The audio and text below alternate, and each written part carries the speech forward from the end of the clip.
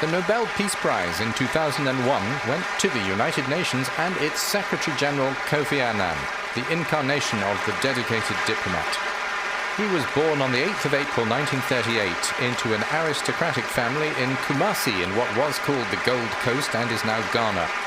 Economics, international relations and management studies there in the United States and in Switzerland prepared him for a UN career, starting when he was 24 in the World Health Organization.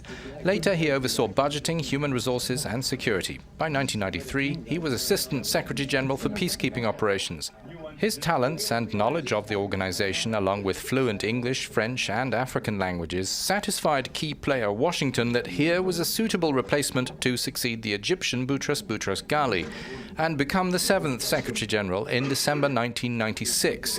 He was also the first to issue from the UN's own ranks. I feel humbled.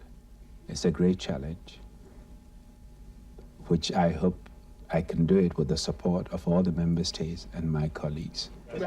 Annan came into the job after serving as Boutros Ghali's special envoy during the Dayton Accords. UN peacekeeping was experiencing exceptional expansion with 70,000 soldiers deployed in 1995, which entailed a strain on resources as well as credibility, following a series of failures to uphold the UN's primary mandate. In a now globalized world, ahead of the Millennium Summit of 2000, Annan argued for reforms in a report on the UN's role in the 21st century. The priorities became the binding Millennium Development Goals. A 2001 report focused on a responsibility to protect populations at risk through diplomatic and humanitarian actions. The doctrine was endorsed by UN member states in 2005.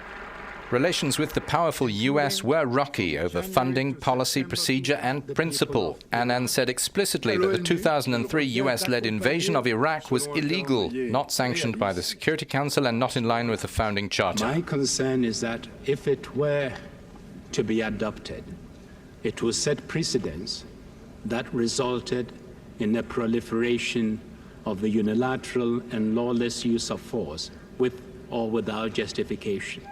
There were also moments of satisfaction, such as when East Timor became the 191st member of the UN, a new country born in the 21st century.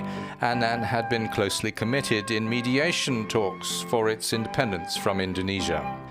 He had also appealed for greater concerted action to fight the HIV virus in Africa, the worst-struck continent with more than 25 million people infected, calling this a personal priority, another commitment recognized by the Nobel Committee.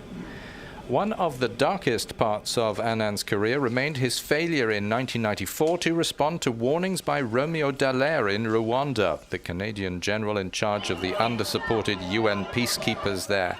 He said Annan played a role preventing the UN force from intervening to save lives. In 2006, the Secretary-General from Ghana wrapped up his second term after 10 years in office. He handed over to Ban Ki-moon from South Korea. You are about to take over the most impossible job on earth. End of quote. While that may be true, I would add, this is also the best possible job on earth.